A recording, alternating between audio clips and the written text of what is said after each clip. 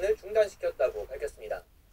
업무 범위에 해당하지 않거나 그 내용의 신빙성이 인정되지 않는 경우 폐기됩니다.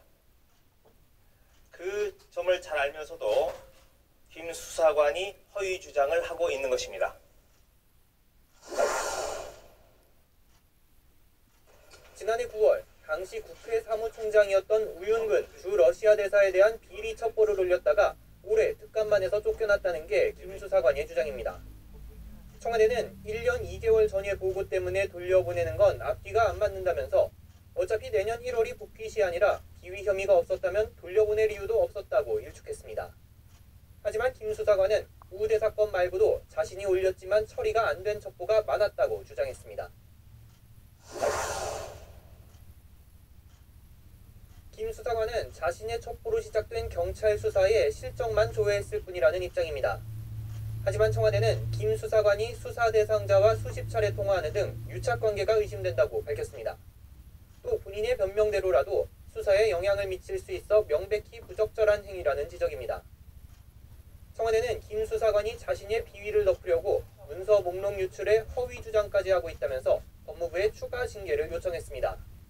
대상자의 행위는 징계 사유일 뿐만 아니라 형사처벌 대상이므로 법적 조치도 강구하겠습니다. 또 언론도 무분별한 폭로에 동조하지 말아달라며 유감의 뜻을 밝혔습니다. YTN 김도원입니다. 제기한 의혹과 관련해 검찰 수사와 법원 판결을 들여다봤습니다.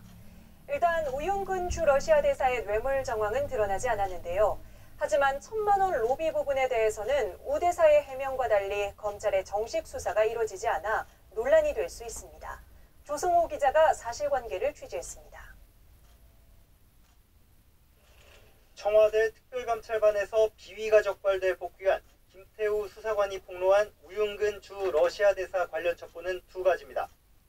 먼저 지난 2012년 검찰 수사를 받던 김찬경 전 미래저축은행 회장 사건을 맡은 조모 변호사가 수임료 1억 2천만 원을 받아 사법연수원 동기이자 국회 법제사법위원장이던 우 대사에게 1억 원을 건넸다는 의혹입니다. 김 수사관이 제기한 의혹은 이미 지난 2015년 5월 확정 판결이 나왔습니다.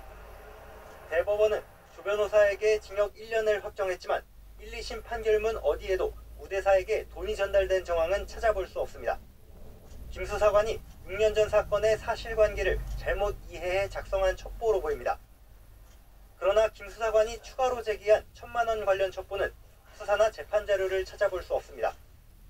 김 수사관은 부동산 개발업자 장모 씨가 우 대사에게 조카 취업 청탁과 함께 1,000만 원을 줬다가 2016년 20대 총선 직전 돌려받았다는 첩보도 작성했다고 폭로했습니다.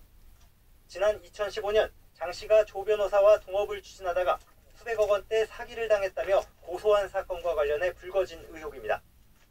검찰 관계자는 사기 사건과 관련 없다고 판단해 우 대사 관련 내용은 별도로 고소장을 낼 것을 권했지만 실제 고소가 이뤄지진 않았다고 설명했습니다. 사실상 정식 수사를 통한 사실 확인은 없었다는 얘기라 수사를 거쳤다는 우 대사 측 주장과 거리가 있습니다. 대검 감찰본부는 기존 감찰 일과에 특별감찰단까지 투입하면서 김 수사관에 대한 감찰을 강제 수사로 전환했습니다. 압수수색 영장을 통해 확보한 휴대전화 통화 내역을 분석해 수사 대상자와 유착 정황을 확인할 방침입니다. 그러면서 법무부를 통해 받은 청와대 추가 징계 요청서를 토대로 특감반 근무 당시 첩보문서 유출이 공무상 비밀 누설에 해당하는지도 검토하고 있습니다. YTN 조성호입니다.